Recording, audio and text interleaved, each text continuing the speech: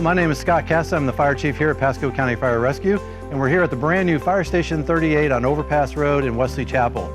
We're going to give you a quick tour of the inside, so if you'll follow me, we'll show you around.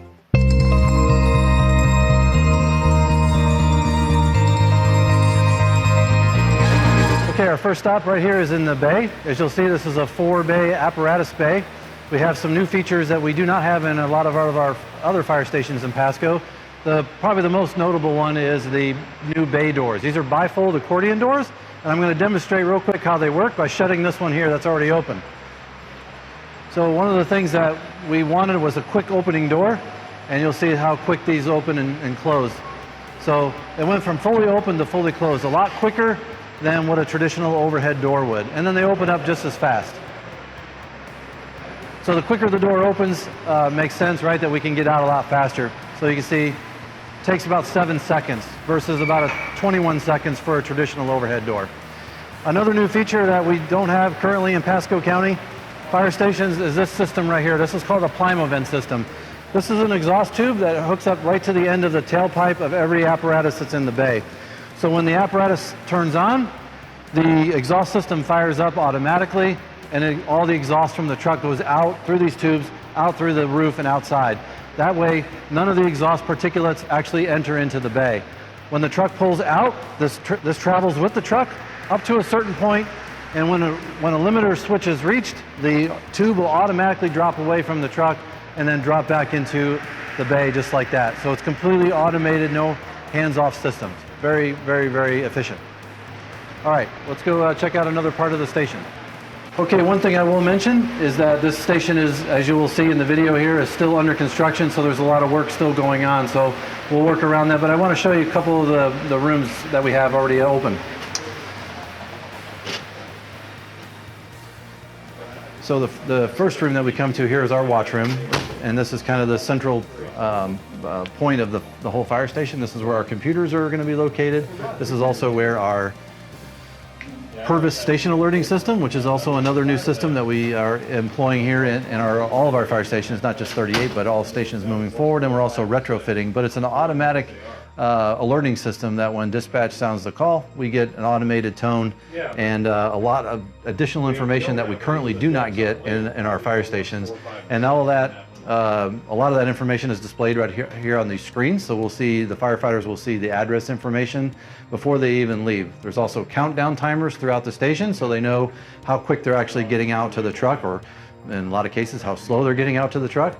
But this also, the system has some escalating features, so it kind of warns you gently that there's a call coming in, versus our system now, it's one volume throughout the whole station. All right, so let's go down here. We'll check out another room. Now this great big wide open room right here is our day room and kitchen area. So of course, this, like I said, this is still under construction, so we don't have all the furniture in here yet, but this is the area where the firefighters will rest while they're not on a call. And then of course, this is our kitchen. So kitchen is a large, somewhat commercial kitchen.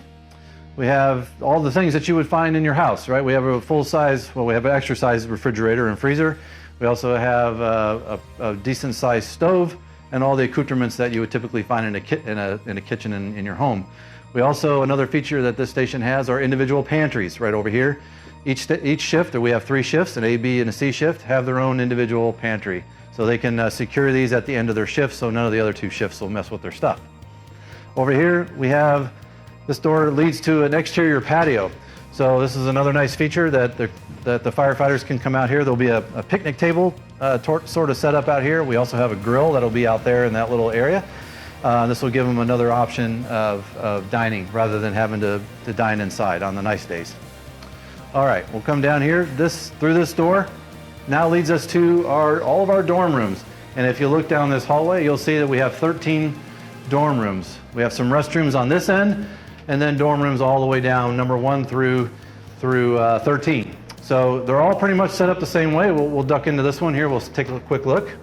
So you'll see typically what we have. Let's see if I can turn the lights on. There we go. So these bunk rooms are all set up the same. There's a little workstation over here to the right where a firefighter can come and work on his own computer. There's, of course, the bed. We have night light. We have ceiling fan. And then every firefighter here gets their own locker.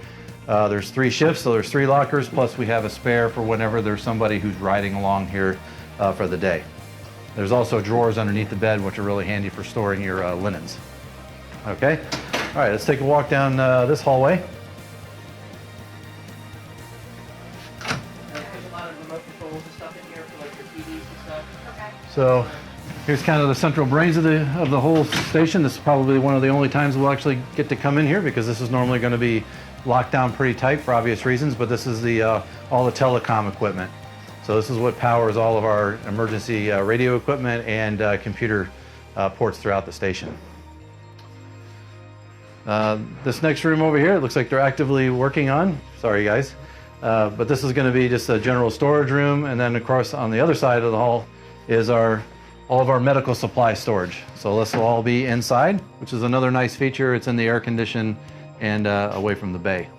So, but another nice thing about these 2 particular rooms, that they're literally 1 door away from the bay. So we tried to design the building so it doesn't matter where you're at inside, whether you're in the bunk room, restroom, day room, kitchen, one of these storage rooms, you're only 1 door away from being access to all the trucks. All right, so thank you. Sorry for the interruption. We're going to pass through here. The last room I want to show you is our bunker gear room. So this is where we store all of our emergency protective gear when we're not on a call. So when the firefighters are off duty, they come in right before they leave for the day. They come in here and they store their gear in these specially designed gear lockers. So you can see they're well ventilated. The entire room is air conditioned and also climate controlled in terms of humidity level. So we're able to keep this room really, really dry. We have automatic lights here on the wall that automatically will shut the lights off to keep it dark in here, because research has shown that UV lighting can actually degrade the fabrics that we use. So this room is perfect for what we have it set up for, but we have enough storage in here for all of the people that are going to be assigned to this station. So we'll come back out here into the bay, and that pretty much concludes the short little tour of Fire Station 38. We're hoping that here in another week or so, we should be fully online and be able to start running our operation out of the station. So thank you for joining us, and we'll see you next time.